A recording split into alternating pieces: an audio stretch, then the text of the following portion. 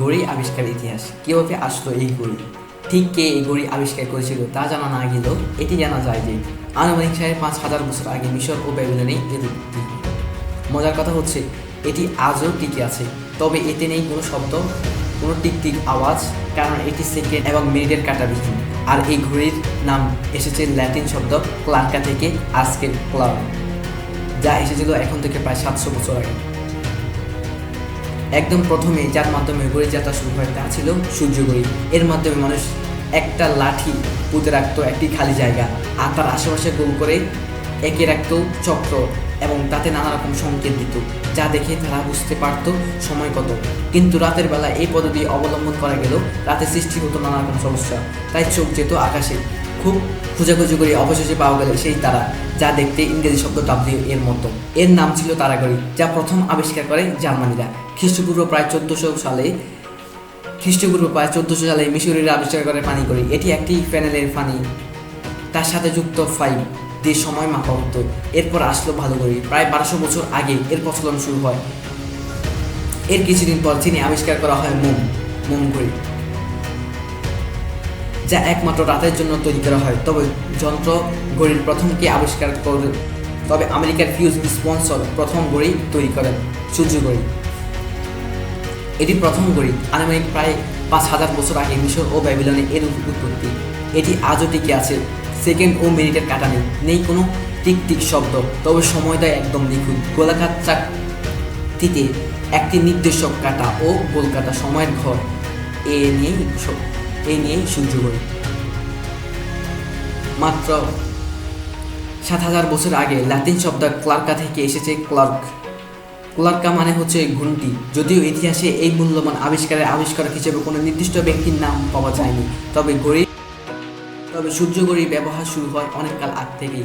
ধারণা করা হয় মিশরের প্রথম প্রকৃতি নির্ভর অর্থাৎ সূর্য ঘড়ি নির্মাণ করেছিল, আর 1400 শতাব্দীতে এসে ইউরোপীয়রাই এই তত্ত্বের উপর ভিত্তি করে প্রথম যান্ত্রিক ঘড়ি আবিষ্কার করে থাকে। কিন্তু 1400 শতকের দিকে নির্মিত ঘড়িগুলোতে শুধুমাত্র ঘন্টা নির্দেশ করতে সক্ষম হতো, মিনিট বা সেকেন্ডের নির্ধারণ করতে পারতো না। তাছাড়া বর্তমান ঘড়ির 2 ঘন্টা ছিল সেই ঘড়ির হিসেবে একদিন, যার মানে একটি ঘড়ির মাত্র 2 বার 360 ডিগ্রি কোণে ঘুরতে পারত। অর্থাৎ এই ঘড়ির দিনে সম্পূর্ণ নির্ভর ও সূক্ষ্ম সময় গণনা করা যেত না।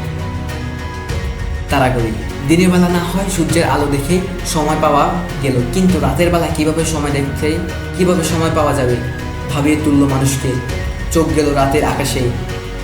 তারা রাতের আকাশে এমন একটা নক্ষত্র সন্ধান করতে লাগলো যা সবসময় একদিক থেকে অন্যদিকে যাবে। অবশেষে পাওয়া গেল দেখতে খুব উজ্জ্বল একটি লম্ব।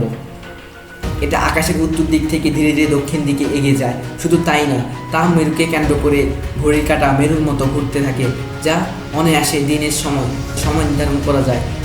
এর নাম ক্যাসিওপিয়া, দেখতে অবিকল ইংরেজি শব্দ ডাব্লিউ এর মতো। এই তারাঘড়ি প্রথম আবিষ্কার করে জার্মানিরা। এরপরে আসে পানিঘড়ি। তারাঘড়ির পর আসে পানিঘড়ি।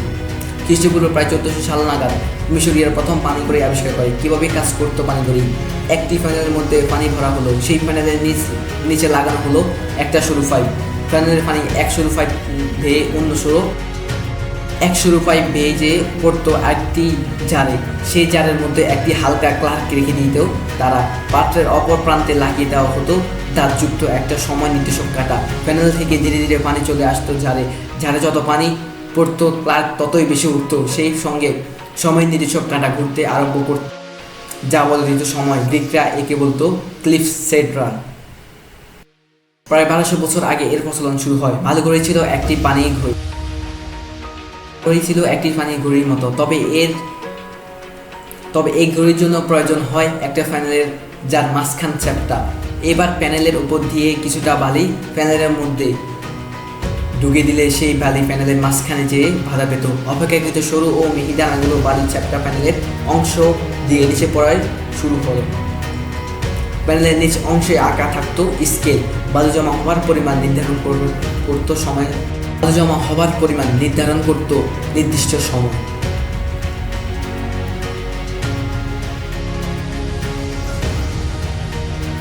মোম ঘড়ি।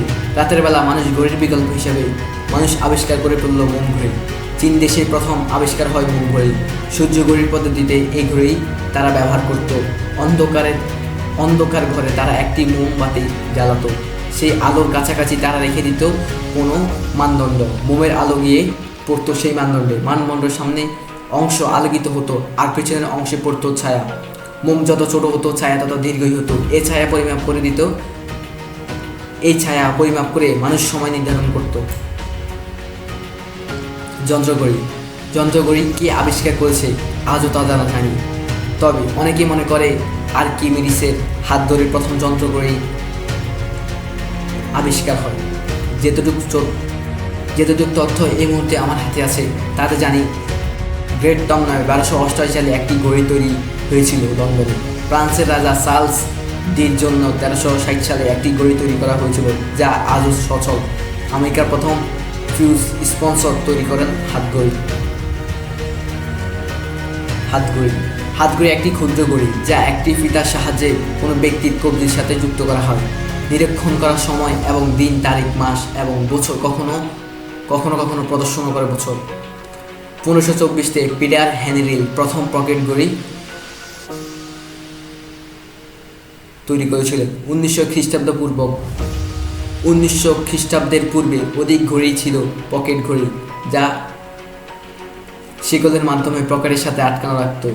1970-এর পূর্বে সমস্ত ঘড়িটি একটি ঘূর্ণায়মান ঘন্টার কাঁটা এবং একটি ঘূর্ণায়মান মিনিট কাঁটার সঙ্গে একটি নম্বরযুক্ত ডায়াল ছিল। যখন ডিজিটাল ঘড়ি বাজারে আসে, ডিজিটাল ঘড়িতে সময় রাখতে ভেতরে ক্ষুদ্র কম্পিউটার রয়েছে। এতে ডায়াল কাঁটার পরিবর্তে একটি ডিজিটাল ঘড়ির একটি সংখ্যা হিসেবে সময় দেখা যায়।